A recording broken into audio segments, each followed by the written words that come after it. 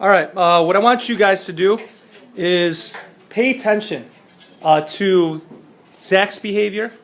All right, pay attention how he reacts, and then that's what we're going to discuss.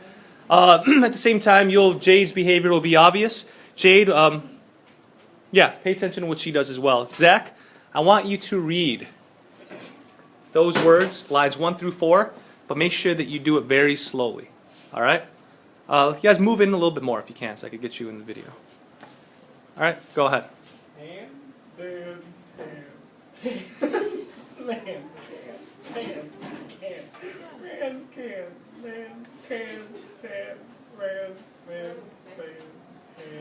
dog can run can man can. Okay, one more time. And A little bit slower. can Dan can man can man. All right, that's good. Thank you. So what do you guys think? What was going on? Raise your hand. Volunteer. What was going on? All right, raise your hand. Any idea? This water smells. He didn't want to say can anymore. Good. He didn't want to say the word can. Why, Shelby? Because he gets sprayed. Good. He associated which can, though? The one in all caps. Good. The one in capitals. Every time the capitalized can existed, Zach would be sprayed. So even before he would be sprayed, what would be his reaction? He would flinch, right? This is what we call classical conditioning. All right. Thanks, Zach. Thanks, Jay. Give him a round of applause. So it takes a lot to be.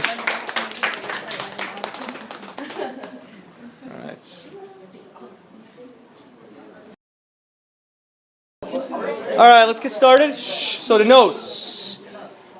You want to label this as classical conditioning. The first person that you want to be able to identify is by name of Ivan Pavlov. So Ivan Pavlov. Okay. So here, this is why he's important. I don't know if there's a note card term for him, but he will be on the AP exam. What Pavlov believed is simply that behavior needs to be observable, right? That behavior needs to be observable. And here's the experiment that he did. He basically had a bunch of dogs, and he would take some meat. He presented that meat in front of the dog. What would a dog do if you present that meat in front of the dog? They're gonna drool. Yeah, perfect. It would slob, it would drool, right? So his next step was before he would present the meat, he would ring the bell. So he would ring the bell, it would go ding, and then he'd present the food. He would do this over and over and over. But then the last time what he would do was he would ring the bell, but he would not present the meat afterwards. But still, what do you think the dog would do to the sound of the bell? Yeah, it would still slob. So that's what we define as classical conditioning. For your AP exam, you need to be able to identify Pavlov's study with the dogs, but also that he's associated with classical conditioning.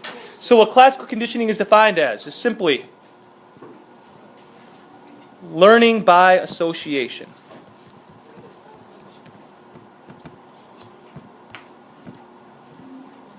Learning by association. Right? So what we're going to do is we're going to identify the different elements of how it is we learn to associate different things all together. An example of how you guys experience classical conditioning in your everyday life. Remember when you used to play that Mission Impossible music? Right? You'd associate that Mission Impossible music with what? Good. With tardiness. Excellent. So the first term that you want to know is called the unconditioned stimulus. So I'm going to abbreviate for UCS. Unconditioned stimulus. Right? And what this is defined as is a stimulus that causes a natural reaction. Okay. So it's a stimulus that causes a natural reaction. So in Zach's case, would the word can be a unconditioned stimulus? Yes or no? Raise your hand. That way I can get you your points when I say your name in the video, and I'll just mark it. So would the word can be considered an unconditioned stimulus? Meaning, did it cause a natural reaction? Yes. All right. But let's think about this carefully. If I were to come over here to this board and you were to say the word can, am I reacting to it? No. So what caused me to act naturally? The water. Very good. So, because if you spray anybody with water to their face, what are they going to do? Yeah, they're going to slap you or flinch. But it's a natural, innate reaction, right? So what this is called is the unconditioned response. All right. The next one is UCR, or unconditioned response.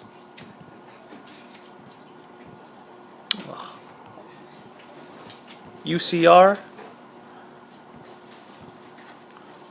or unconditioned response, which is a natural reaction to a stimulus. So it's not learned at all.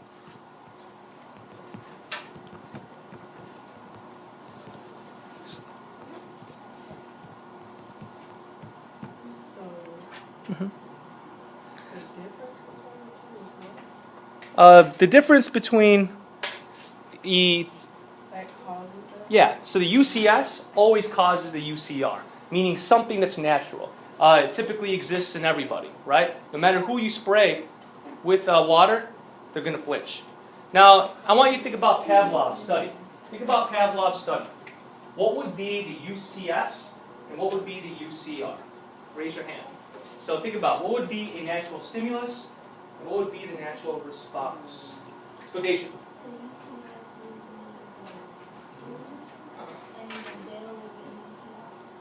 Well, remember, so the food, right, is presented from the dog. What would be the natural reaction to food?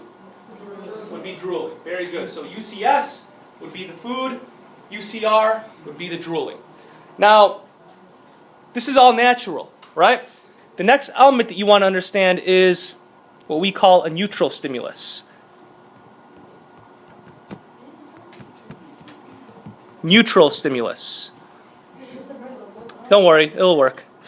Don't worry. So what this means is a stimulus where no response naturally. Bam, told you. So neutral stimulus, no response naturally. So It causes no response, yeah, causes no response naturally, right? So think about this. When you were saying the word can, what was the response? Nothing, right? Naturally, if you just say the word can, you're not going to respond to it. If I ring the bell, how is a dog going to naturally respond to a bell? Yeah, maybe bark, do nothing. There's no real response, right? Until we do this. The next step is we pair the NS, neutral stimulus,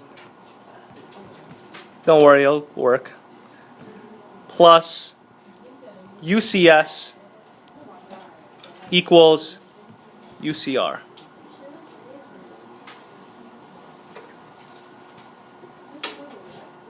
I'll fix it. UCS, unconditioned stimulus.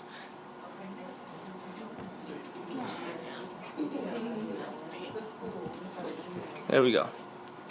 So, sorry, autocorrects. UCR. There you go. Excellent. So eventually, here's what happens, right? Because there's no response naturally until we start pairing the neutral stimulus with the unconditioned stimulus. So we pair. Pavlov paired what two things together? The bell and the milk. Good. The bell and the food, and then the reaction would be drool, right? I want you to label this. This is what we call acquisition. Acquisition. So acquisition is finally when learning takes place. So acquisition is finally when learning takes So place. like with the pairing thing, it can be more than just two things, right? Two things. Because with my dog, My dog, when I like open up his food bin and I like scoop up the food, he hears it and he like starts drooling. He gets really hyped. That's what we'll talk about. Next is generalization, discrimination. So acquisition. There you go. So, you guys with me so far? So finally what happens is this neutral stimulus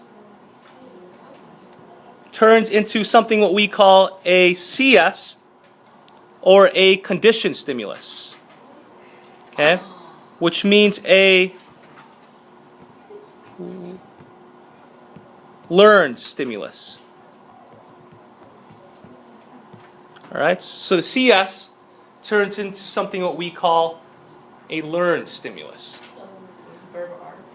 So what would this learned stimulus be? In terms of, let's say, Zach and Jade's experiment, what would be the learned stimulus? I'm gonna say can. More specific, do I need it? Okay, would it be like when he like had his reaction when he say can? Well, remember, stimulus is what causes it, right? Stimulus has to cause a reaction. So what did he learn? The water would be the response, but what did he learn to react to? Good. Capital can. Capital can. So the learned stimulus, in this case, the CS would be learned stimulus, and then the response to that would be what? Would be conditioned response, which is CR. And I'll place it. Yeah, I'll just wait. Excellent.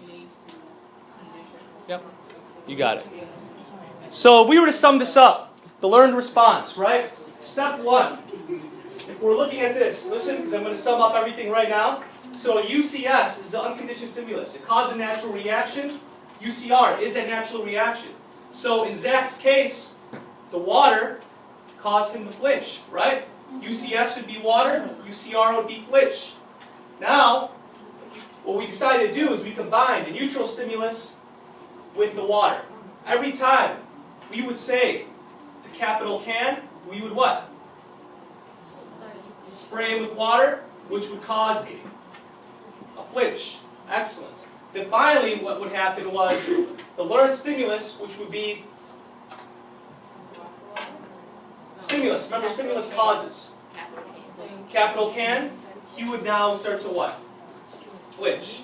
Right? So someone right now, raise your hand, volunteer. Explain to me, in terms of Pavlov, all the elements. UCS, UCR, CS, CR. Who can do it? Leah. So, UCS causes UCR, and you finally learn when you can pair NS and UCS, which leads to UCR. Very good. But NS causes CS, which causes CR. Yeah. So in terms of Pavlov, remember the dog with the bell and the drooling, the meat? Can you explain all the elements for me? So in Pavlov's case, what would be the UCS? The food. Food, good. UCR would be the drooling. The CS would be the bell, and the CR would be drooling. The CR and the UCR will always be the same. It will always be the same. Wait, which one is CS? Yeah. UCR and CR will always be the same, right? They'll always be the same. So is the UCS? So the UCS would be. And the CS and neutral stimulus will always be the same. Because neutral stimulus, that's what you learn to react to. Very good. So we'll do some practice.